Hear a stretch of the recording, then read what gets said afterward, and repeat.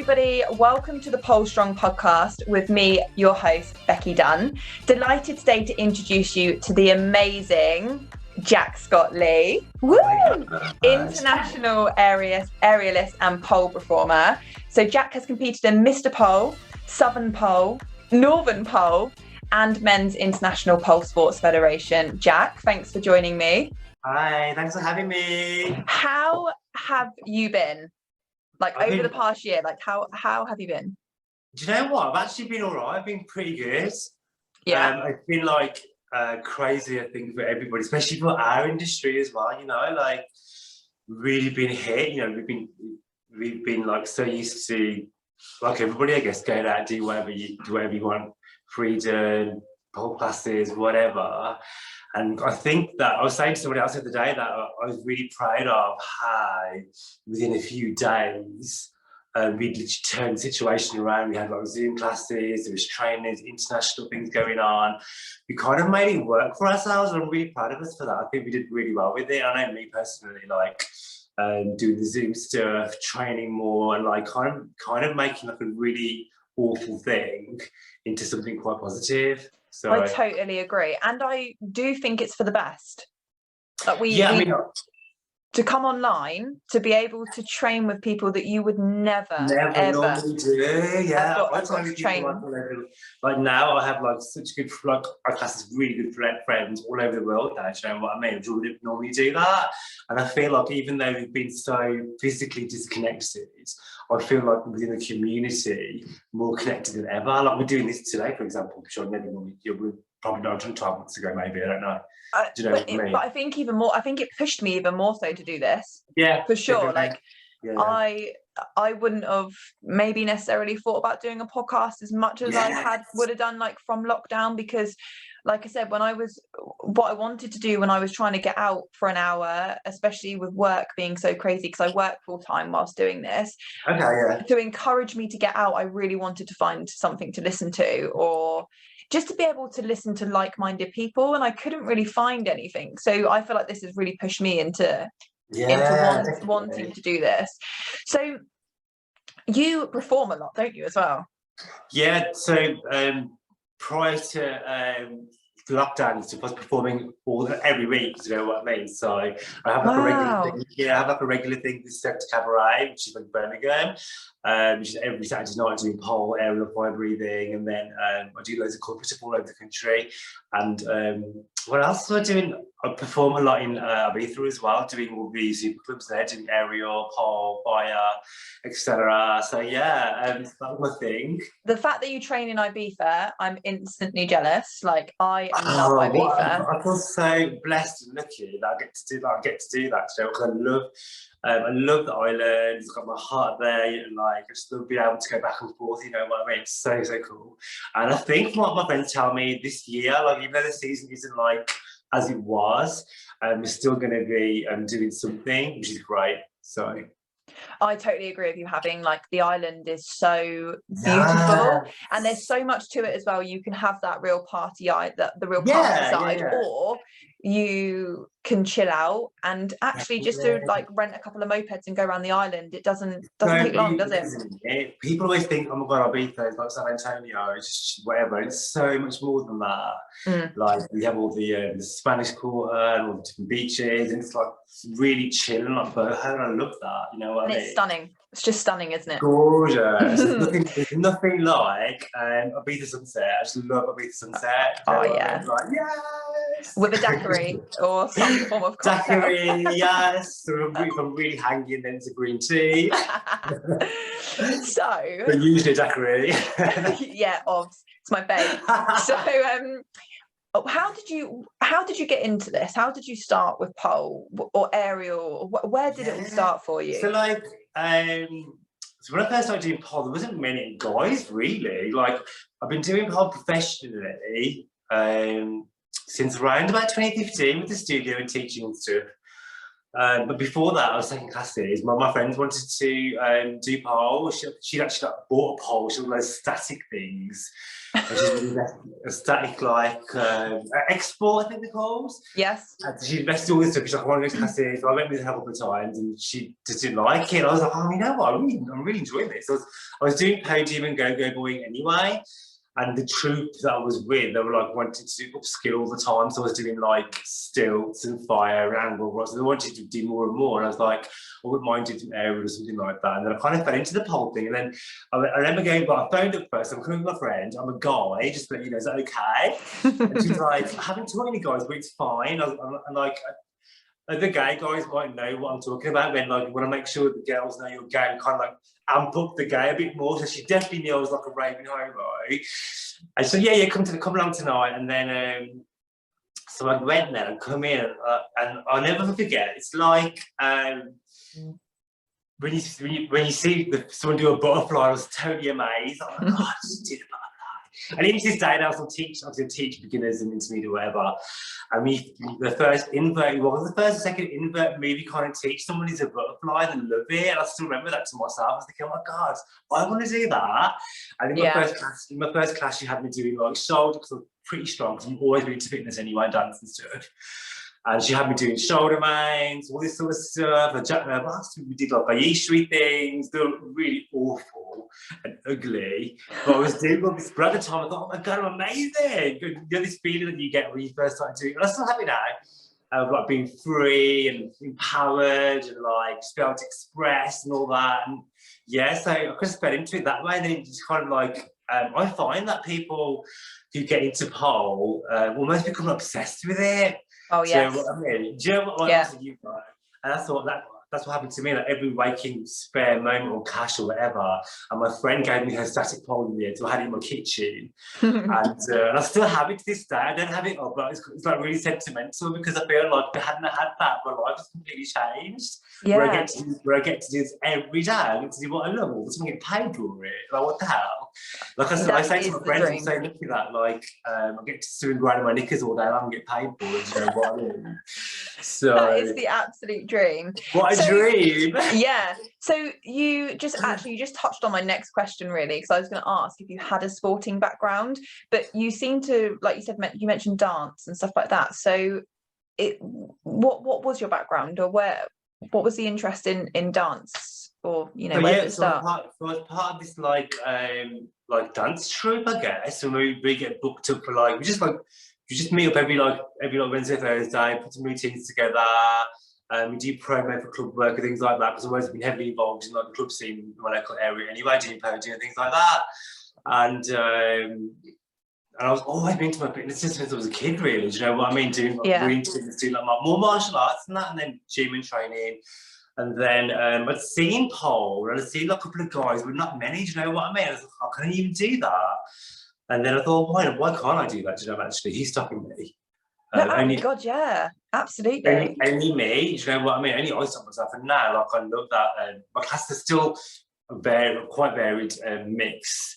Mainly women, but it's great that there's more guys coming into it even now. You know what I mean? I love that.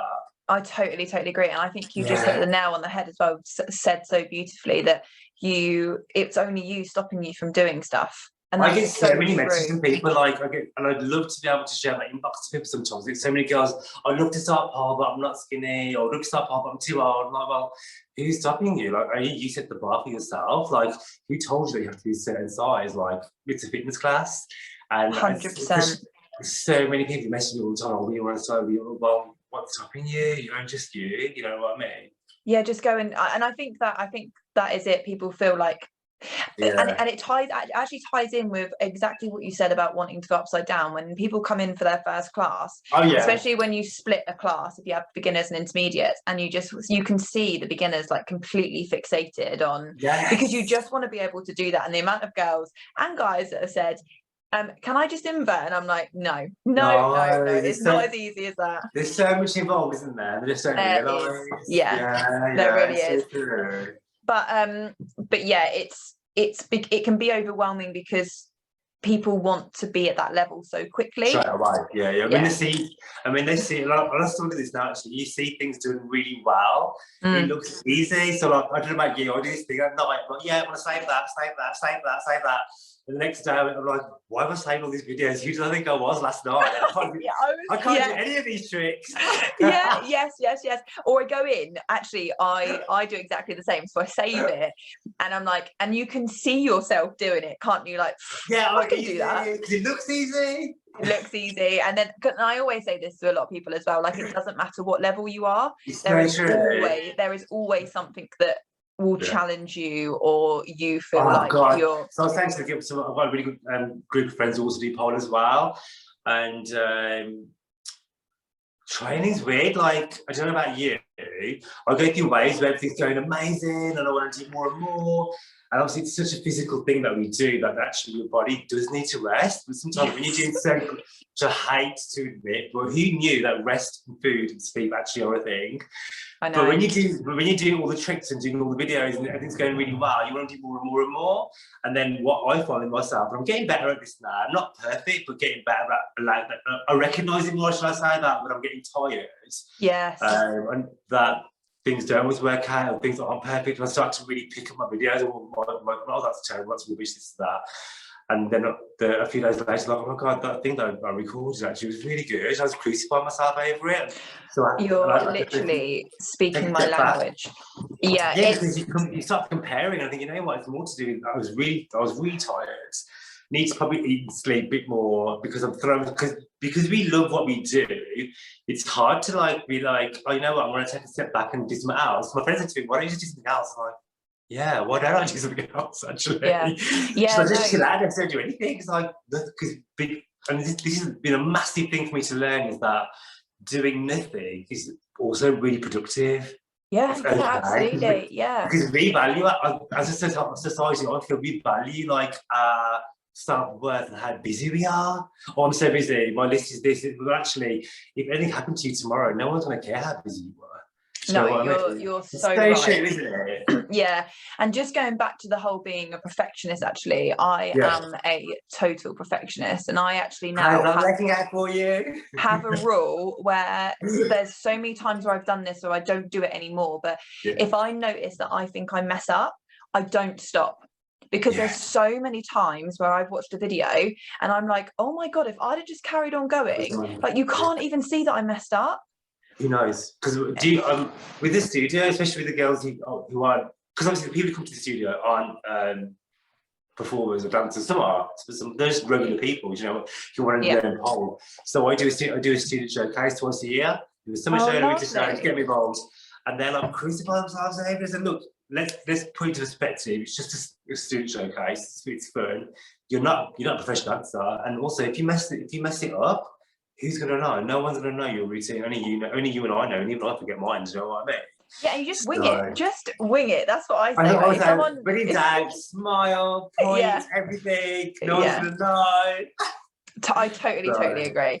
So, looking at your stuff, you are a little flexible thing, aren't you? You know what? I never used to be. I never used to be. So, like, I never go to the studio. She's like, oh, you'll never be flexible. So just work on what you're good at. I was like, okay. And I thought, well, I think that's okay for you, but I know that if I want to do something, I'll work hard and do it. And so here we are now. So did you have to work hard at it? So all the time. Yes. Preach. You see, like, Russian teenagers on, like, Instagram, like, just do all this crazy stuff. I'm like, I'm just going to give up my middle speak training today. It's the next generation. It's the next generation of yeah, but you know what? How amazing they have this. I didn't have that, really. With gymnastics and stuff, yeah, of course, but not pole or aerial, really. You know what I mean? Insane. In the next generation is amazing. Yeah. So So when you first went to your pole class, could you do the splits? Could you? My jade split was like, I was still like, I posted a jade split photo. I did like Transformation Tuesday, and I did like a jade split. My first one, which was like 2012, and it was like a jade L. But I was really chuffed a bit, and I posted a jade L. Yes, with like flex feet and that, and then I posted. Then I scrolled through my spatchcock. And I never think I'd be able to do a really spatchcock, do you know what I mean? And even now, I still have to train that a lot. It's not something that becomes natural to me. But I've really always had people, if you really want to do it, there's nothing stopping you. Yeah, if you're prepared to put the work in, then why not? You know. So. Oh, totally. I love your attitude on that. Yeah. So, how do you? Because I find that you have to have, like, everybody has their own style. Like for me, I really need to be dynamic when I warm up, and that has to be included. How long do you warm up for? I always thought, God, I actually warm up more than on the pole sometimes. And then I remember reading, I think he was reading an interview with Bendy Kay, and she was saying that she actually spends more time on the floor warming up and doing her floor stuff than actually being on the actual equipment itself. Yes, I was listening to, and I was watching something that I can't remember her surname, Emily. I can't remember her surname, but she had said that she spends so long warming up her splits, like at least 40-45 minutes before she even does anything on the pole. But like splits don't come very naturally to me. So when I first started, to warm up my splits would take like, and again, I wasn't doing it to the level that I am now either. So I didn't really know as much as I do now, but like, I could see that the time that I would need to warm up to get my splits was decreasing. So maybe it would take me like 40 minutes, then it would take me half an hour, then it would take me 20 minutes, then 10 minutes. And I love that. Yeah, so it takes time to work it. And even now, I work them on the floor first before I take them up. Yeah, definitely. Because I always say to people, if you can't do it on the floor, then it's less likely to do it on the actual pole. You know what I mean? Yes, and it requires a lot. Active flexibility is so different to your normal flexibility. But I didn't really know what I was doing at the start. Like yourself, you know, your knowledge kind of increases the more you experience, isn't it? Really. And I say to people as well, God, stretching can be boring, slow, and painful. So like, yeah, it's a process really, but now I find it quite relaxing. I mean, there are moments of pain, but I find it quite important. Put my Netflix on, get into my routine, and I find it quite therapeutic. It's quite mindful because you're really in the moment, aren't you? So I think like it really kind of grounds me. So what I tend to do if I'm training, I'll do like an hour before I train, which includes my flex and core stuff, and then on the night I kind of do a bit on the evening as well now, where I'll do like last night, for example, I did my middle splits, and I invested in one of those. You have one of those actual machines. Wow, where did you get one of those from? Wow, I wanted one for ages, and then one of my friends, I can't get rid of these things. You want it? I was like, yeah, I've been looking for ages, but they're really expensive. So I'm literally right next to my thing. I was like, okay, cool. And she dropped it off to my house. So guys, for anyone that's like listening to this, it's one of those. It's the box thing, right? That you I call it the chair of terror. Chair of terror that you put your legs in and like. And you can wheel. Is everything Literally, but you know what? The thing is, are they worth it? Yeah, the moments of like pleasure, like you kind of painted that. I was like, no, this is actually quite nice now. I love that. So, like you obviously train a lot, you perform a lot, you are on the go. You do this full time, right? Yeah, I'm really blessed actually. I'm doing a train. What am I doing this week? I've got workshops in Newcastle. I'm really excited about at Body and Pole, and I'm performing for their showcase as well, which is on the Sunday this week. So Newcastle, I've not been there for ages. Last time I went to Newcastle was when I competed for international pole sports. So it's a long time ago now. So I'm really, really looking forward to going back up there again because they're really nice up there. So have you always done this full time, or is there like were you doing it part time for a little bit? When did you know that this was mainly for you? When did you know that you were going to do this full time? And I'm talking because you've got your own studio, haven't you? Yeah. So I have Aerial Jacks in Birmingham. So Aerial Jacks Circus Academy, and I love it. So I was living in Ibiza. I was like doing all the things, partying, doing my go-go stuff, everything, and I was living it. And the season finished, and I just broke up with my partner, and there's like loads of stuff going on, which was amazing. And I was in a bit of a place, and my friend was like, "Oh, I need someone to teach pole at my studio." I was like, "Oh yeah, well, what are you telling me for?" And she's like, "I think you'd be great for it." I was like, "Oh, really? Teaching people?" So I'm a doer. You know, I like to do stuff. She's like, what else are you going to do? So literally nothing. Just because I was coming back home anyway, and I was like, I was going to like do some gigs and things. She was like, just why don't you just do an hour a week for me and see how you get on? And I was like, yeah, 1 hour, that's it. Because look, even though I wasn't doing anything else, you know what I mean? I thought, can't say what a brat. So I got there and I was late for my first class. And there was like all these people who never touched poles before. I was like, oh my God. And it was weird because I was teaching them really easy stuff, but I thought it was really easy. Because you kind of forget what skill, like you're actually really skilled to because you just do it. So you go to audition, things like that, and it's expected of you to do these things. And then like I was teaching people, I was like, oh God, they're loving what I'm saying. And they're like, and I was getting loads of like joy from teaching them, do you know what I mean? So I ended up, the classes started getting really busy. So I thought I'll do 2 hours a week, then 2 days a week. And then I ended up buying her out of her business. I ended up buying her half of the business from her. I ended up taking her over and I ended up doing it now. Wow, that's so cool. It's crazy because it wasn't on my plan of things to do. Do you know what I mean? And like, meant to be. Because I was going to be like, go back to Ibiza, live there, just move there permanently. And then I kind of ended up staying now. And I always believe that everything happens for a reason. Do you know what I mean? So totally. Yeah. I'm a massive believer in that. And I feel like so I sometimes always kind of say yes to everything. So like I was like, yes, I'll just do it. Yes, I'll do this. And then I've noticed the more I say yes to things, like life just throws more at you, which is great. Like, you know what I mean? yeah, sometimes you don't understand why things have happened until later. But until later on, and then you're like, right, okay, that's why that happened, and I took that path. And you know, you were saying before, like you were like a perfectionist and stuff. I think that just goes hand in hand with like my friends call it future tripping. Like we obsess so much about the future, what's going to happen, and then we don't know. Do you know what I mean? Like I always say to people, the worst thing could happen and the best thing could happen. So why stress about it? All we have is here and now. So why don't we focus on that? Yeah. Do you know what I mean? So I'm going to say. And you can always learn from it too. Yeah, totally.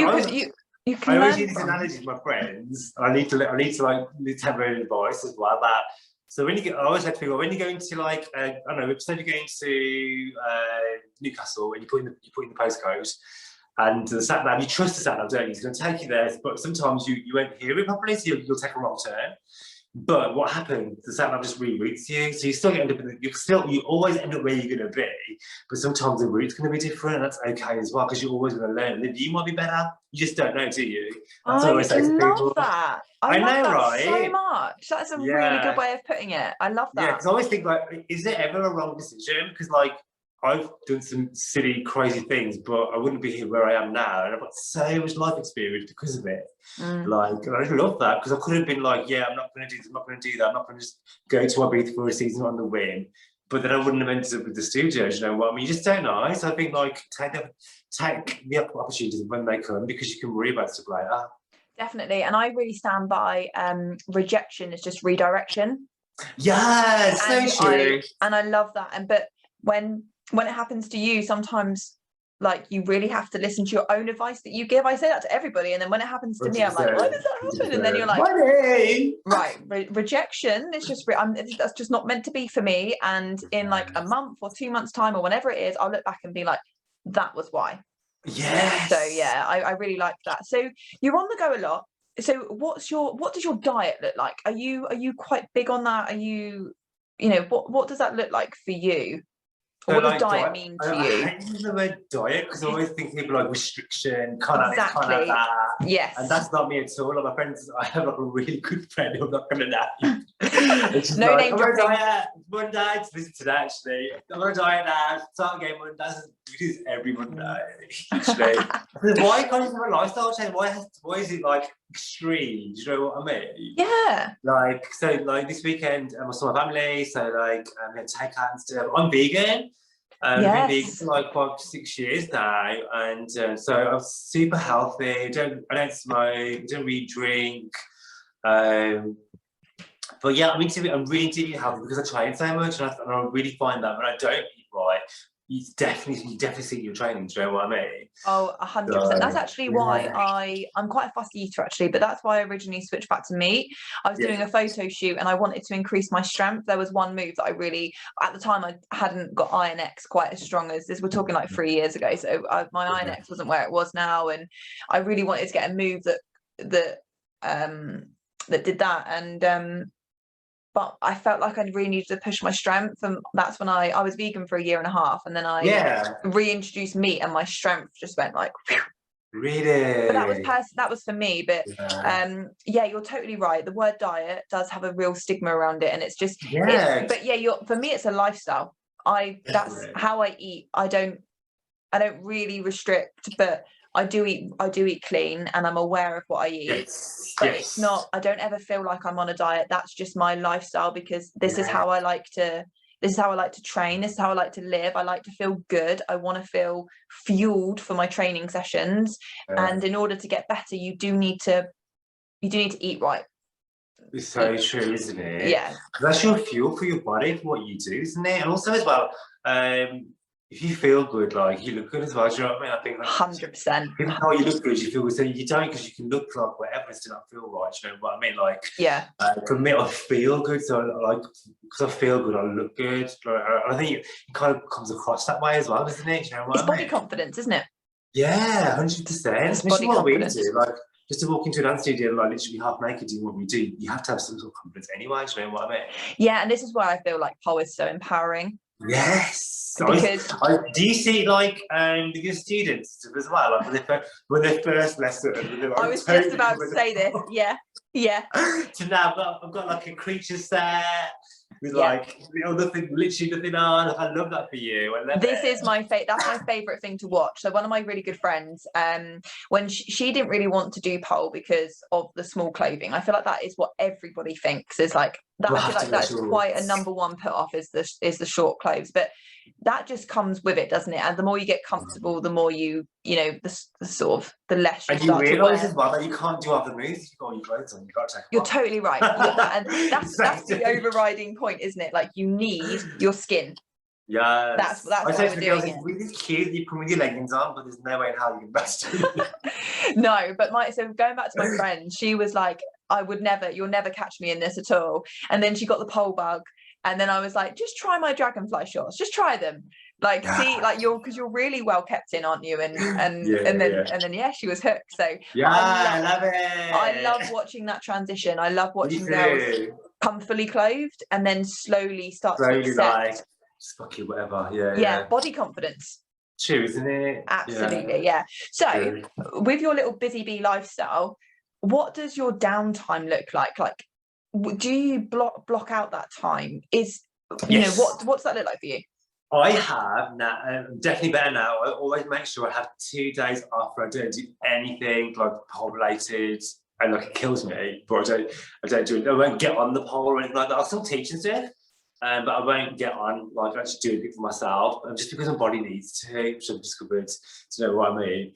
And I feel better mentally as well, because you are exhausted and you do need to replenish and you do need to recharge, because you can't keep performing at a high level like that. And you do need to honour your body and listen to it. And I do that a lot more now, where I'm like, you know what, 2 days off, and what I do, I have really nice food. I don't pick out, I still like eat right. Yeah. Because I see people like, oh, cheat days, I was going to eat loads of rubbish. Like, I think I have a cheat day, but I just like, so for example, this weekend, it was Father's Day, so I had like a vegan pizza, and it was really nice. Do you know what I mean? I didn't like kill it. Do you know what I mean? I'm thinking like, still gonna like eat nice and treats, things like that, but it has to be like insane. Yeah. Because I say to people, like, I like how I look and I like how I feel. So to me, to have like I don't know, chocolate cake isn't a treat, really. Do you know what I mean? Like, yeah, I feel like you very quickly. Well, I certainly did. It took me a long time anyway, but you can get over it quite quickly. The fact of more accepting your body for what it does,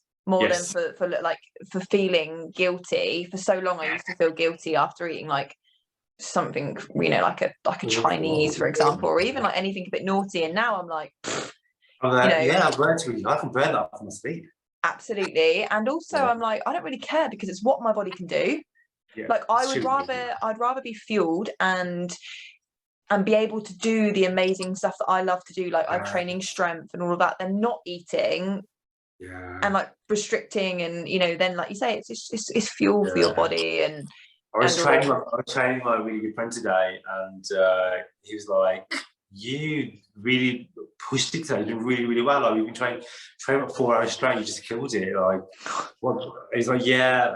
I said, I had loads to eat yesterday. I've chilled out for 2 days, slept and stuff really well. So I've come back like a bad bitch this morning. Do you know what I mean? So you do come back. You do. I always enjoy whenever I have a pizza. I do enjoy the next training session or the. Do you know it's different, don't you? Yeah. Oh my God. Yeah. Yeah. You know it's different. Yeah. So, with your lifestyle and stuff and your downtime, what does recovery look like for you? Like, do you get regular massages? How do you take care of your body? I have like a physio sports therapist who will see once a month. Yes. So she gives me loads of amazing, like I've just bought these like spiky balls things that she's going to read to. Those exercises to use with those, they're brilliant. Oh, they're horrible. I know what you're talking about. You can sit on them, can't you? And they like to get in the hamstrings. And... But you know what? I've been using them for like, 2 or 3 months now. And my flexibility has kind of improved so much. She gave me some really simple exercises to do as well. Because I said to her, I said, in my days off, I do like my flexibility. She goes, well, the flexibility that you do isn't relaxing. That's not a day off because you're pushing your body to oversplits to this, that, and the other. So that's not really relaxing. So she gave me a different plan, and she massages me every 4 weeks, sometimes 3 weeks. I'm really training really hard, and but I think that's really important. It really is, because again, like if you're not looking after your vessel or your machine, whatever, how can you expect it to do amazing things? This is totally right, and it's more of looking at your body like that, like the same you would look with a car. Of course, because you don't punish yourself, do you? Like you were saying before about, you're getting tired. Like for me, last week I was trying to do some tricks, and I got into perfectionism mode, so I knew that I needed to have some days off. And I was doing this trick over and over and over again, and I was getting more and more tired. And the more tired again, the worse it was getting. I was like, no! Yeah, you just need to rest. Yeah, and then, I know now to step back. That's really time to, like, you need to have a break, have a pizza, have chocolate, watch Netflix, and just walk away from it all for a few days, you'll be fine. 100%. And also with that, so you're obviously an influencer in the industry. How do you find that? Do you find that can be overwhelming at times with keeping up with content and posting? Yeah. How do you find that? I don't know you, but I don't think phases where I'll be like, really, I'll have days where I'm like super inspired, do loads of videos, loads of reels, loads of posting things, and then I'll save them all, edit them all, organise, and then other weeks I'm like, what is Paul? So what I mean, like, don't even want to like anything anymore. What is my life come to? You know what I mean? So it's like, it can be like that, but I'm quite structured where, like, I'll have like Tuesdays and Thursdays where I'll record loads of stuff. I'll have a list of things that I want to do, and I'll have pre-made like my stories, things like that, and like quite organised really. You have to be, I think. Yeah. But I really enjoy, I do generally enjoy it. I love interacting with people in the industry. I love making that community with like-minded people. Like we said at the start of the interview, like I don't feel like I was putting as much effort into it prior to lockdown, but now, even though we were so disconnected, I feel more connected than ever. Do you know what I mean? And I think it's because so many people are searching for inspiration and searching for, and more people are coming to life. Like because more people are training online, and more people are providing value on the internet. It's just I love like when people like tag you, not inspired by you. Oh my god, someone actually can be bothered to look at my video and be inspired by it. It's so amazing. Do you know what I mean? Yeah, and I love it when especially when you see that people, like some videos will get loads of saves, and you're like, oh, that's like they save my stuff. Yeah, that's like what I do. I save other people's stuff. Yeah, you think, do you? Yeah. No, and I think, well, when I'm going through my saved, I'm like, I'm going to be like this on someone else's. Like someone else has gone through. I have a message all the time about saving all your things. I can't do any of them. It's like, don't really. I sometimes have to save my own things. I'm like, how did I do that? Because I was trying to teach them. It's like, how did I do that? Who was he? Amazing. I've done that. I've tried to revisit a couple of stuff, and I'm stronger and I'm better now. Yeah. There's some stuff that I've tried, and I'm like, but I did that 3 years ago, and I must have had loads of like creatine that day or something. Like how can I do it then, and I can't do it now? Like and then that's when I'm like, right, let's skip the video, let's pretend that didn't happen, that wasn't on my list. Yeah. I don't know who she is anymore. So how do you structure your training sessions then? So like when you go in on those Tuesdays and Thursdays and you know that you need to get some content, you want to train, do you, like you say, do you have it, how is that structured for you? How do you warm up? How do you get yourself ready? So I have like a routine where I have a specific warm up where I start with my core. I have like a half an hour core exercise with my abs and stuff to get really warmed up, and then I'll work from like head to toe, doing all my different stretches from different parts of my body. Get myself nice and warm. It can take like an hour and a half, sometimes two if I'm really into it. And then I'll look at what I've saved or think, or sometimes I'll write down ideas or how link things together. Obviously a move that I like. I'm like, I wonder how I'm getting into that different, or get out of that differently, or if I have like favourite moves, I want to add that into a choreo, or add that into a sequence, and try and like, marry that into something, and then just go from there. Really, sometimes I don't know about you, like I'll see something I'll do, and I'll spend longer than I want. I'll spend 2 hours trying to do one move, and I want to do all these things. Yeah, sometimes I feel like it's on the moves that you can get, and or you can get into it, but it needs to be tidied up a little bit. Yeah. And you spend a little bit longer. You're totally right. But I'm so glad the more people I speak to, the more people do have that whole saved part on it. Like, it's great, isn't it? I think it's so good. That is how I train. That's how I structure my training sessions. I just know what I want to do. Well, I have like certain people who I think are like I really like their stuff, and so I'll give you go-to people. Yeah, really like. What do you really like at the moment? Like, it changes as well. Though it changes depending on what I'm into. Like, I found Ariel Ali. I think it is. She's amazing. Yeah, she's great. Yeah, Beth Hamilton. Love her things. Yes, I see you. Polnick. My God.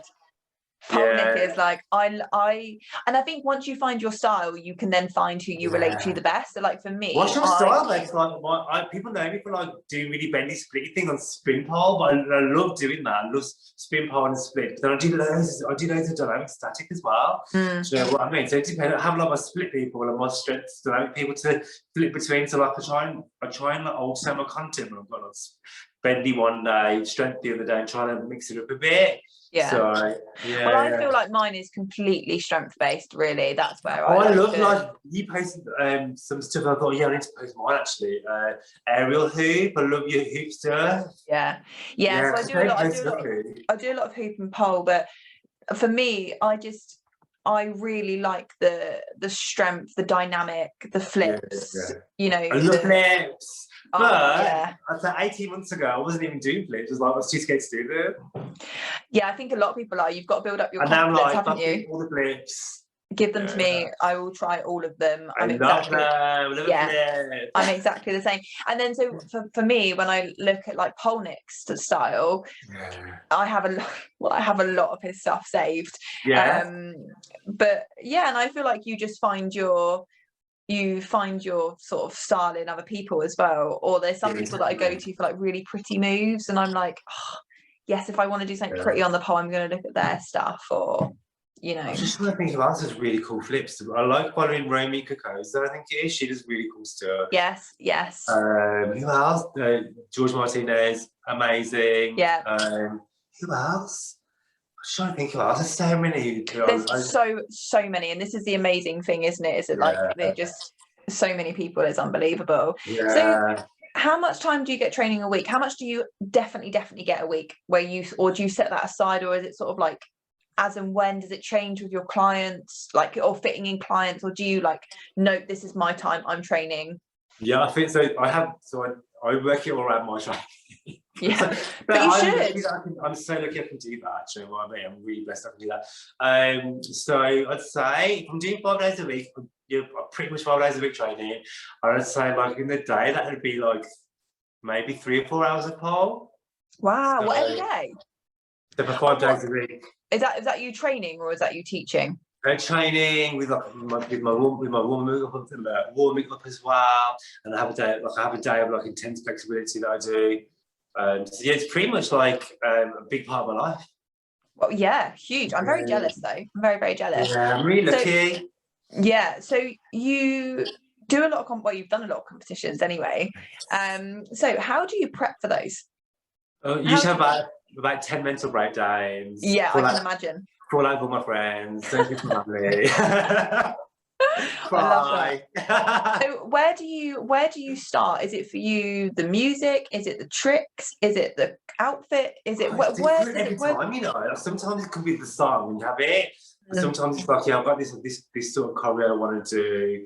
It just depends, like different, like even when I do like get booked for shows and things like that, sometimes it can be like the song or the costume, or they'll give you like a brief or something. But yeah, it just varies. Like I know for Mr. Paul, I had a whole character made around Freddie Mercury because I love Freddie Mercury, and Yes, wow. did a whole piece around that. It went down really well, and that was based around, because all started from I wanted to wear this catsuit. It was like a proper Freddie Mercury, like PVC number. My chest, the zip came down to my belly button. It was like really ostentatious costume, and then I just did the whole routine around that, and it was just great. I wanted to entertain everybody, and I wanted it to be really fun, and yeah. That kind of like I got to embody this character for the whole like 4 minutes. And I just loved it. Yeah, I think that's cool, isn't it? Time, really. Whereas pole sports, that was all tricks and trying to work that around a piece of music and trying to get all the points in order to meet the criteria. So it just depends on the competition as well, really. Definitely. And are you going to compete again? Probably. I can't confirm or deny. I love it. So and what does a training camp look like for you? Like, how do you adapt your, like, you know, like, well, you touched a little bit on actually that you did martial arts when you were younger. Yeah, so you know, like how boxers, they go into training camps, don't they? So do you do anything similar? Like, is it like a set period before the competition where you're like, this is it, you know, strict training, strict eating? Yeah, definitely. So like for a competition, I usually train the routine for 6 months to a year before the comp. Do like I'll rehearse that piece for like 3 or 4 times a week leading up to it. So yeah. Well, you have to, don't you? You do. Definitely, because I want to be able to walk around experience just like that, you know what I mean? So I'm quite lucky because obviously I've always danced and stuff like choreography, I'll pick it up straight away anyway. So that's not an issue, just the getting it looking like effortless, I suppose. And as you know as well, I suppose, just from your own training, if you're competing or not, you get better and better, so the tricks change and your style change or your strength change, so you add something else on, this will happen or that happen. Yeah, and I've been really enjoying going back on old stuff at the moment because I look back at it and I'm like, oh my god, okay, I could do that with a different entry, a different exit. I know I'm stronger now. I know I can make it look better, and it just looks completely different. Yeah, push yourself even more. Push. And you can see the differences too. This is why a lot of people as well, I say to get videos whenever you can. Always, because I say like I record like my first choreo for a comp to like leading up to it, and the difference is like because when you first start doing your comp routine, thinking, how am I going to get through this routine? I'm not dying now. So, and then like towards like the leading up to the comp, it's actually easy now. It's going to happen. We can change it. We can make it better. We can do this. We can do that. You know. So yeah. And do you work on it by yourself, or do you pull in other? Do you pull in people that are close around you, or what do you do? I have like a really good support network of friends who are like punters too. So they kind of hold me accountable and make sure I'm like rested and checking on me and like we put ideas against each other. And they'll be like, okay, I think you'll probably like last week when I was saying about I was really tired and I was over and over again doing tricks and things, and they were like, this looks really good, you're just really tired and just chill out and be kind to yourself. Like, yeah, you're right, I'm just being emotional. At least you know that. But I do notice that up north you guys train a lot with each other, a lot more than we do down here south. Oh really? Is that like the thing? Yeah, I feel like there's a lot of groups of, I don't know if it's in like certain areas, there's like a lot of groups of polars. And do you train with a lot of people? Also now, differently, so we were like kind of connect with each other in different studios, which is really nice, really, because you can learn from everybody, can't you? Everyone has like different styles and things, and it's nice to be around people who are like-minded as well. So, and this is exactly why I wanted to create this podcast, like just to be able to even listening to other people that are like-minded. And I think this is, you know, this is why we have influencers and stuff like that, because people like to watch what other people do, or people like to listen to like-minded people. And I think a lot of, you know, your followers, my followers, other people's followers are going to get loads of benefit and value out of this, just to know more about you and what your training looks like. And you know, so finishing off on strength and conditioning, because I do love to hear about how people train for that. So how do you work that into your training? Like, how do you get stronger, or, you know, what does strength and conditioning look like to you? So like I do loads of different things really. I have like my core stuff, so I do all like anything which involves like I love doing like leg raises, pikes, straddles on the pole, pull-ups on the pole. If you want to make it harder, I add ankle weights to my ankles and do like I'll go through phases where I'll teach my classes while wearing ankle weights as well. Yes, So I've done that before. Yeah, it's good. I love that. And then you're like, Take business, I do that. And just going over like I say to people like, oh, we're teaching a class, they're like, oh, do you have to do leg climb, Gemini climbs or leg hangs again? Like I said, I do one every day. yeah. So I've been training for years. I do one every day because you can always get better. So I'm always doing inversions, trying to climb, basic climbs, because you're always improving on them, and that's what's going to get you stronger. You know what I mean? Yeah, So. and I think sometimes like a real, it doesn't matter even if you do them again and again and again, you can always tweak your technique a little bit to get better or to clean it up, or you know. Yeah, so what would be your advice to anybody looking to compete, because you competed a lot, so you know, what would your advice be to anybody looking to do that? To be yourself, and you want to stick track. Stick track, love that. Definitely always have stick music, make sure it's what you love, and do things that you love as well. I think it's great to push yourself, obviously. If you can get, like I was saying to you before, a group of people around you, you can support your training partners, hold you accountable, and somebody you can phone and bounce ideas off and be around. That's, for me, it really helps as well to support you, because it's like mentally and physically exhausting, because you put so much into it, invest so much into it, that it can be mentally draining. So it's really important to have that time back for yourself, to have those 2 days off, or 1 level, or 3 level, whatever you need, so you can be your best. You know what I mean? And remember why you're doing it as well, because you want to enjoy it. When you're on that stage, it's 3 minutes or 4 minutes, and it's over just like that. So you want to make sure you enjoy it. So remember that you are supposed to be having fun as well. Definitely. Thank you so much, Jack. Thank you for joining me. Thank you so much. Really appreciated. And yeah, thank you so much.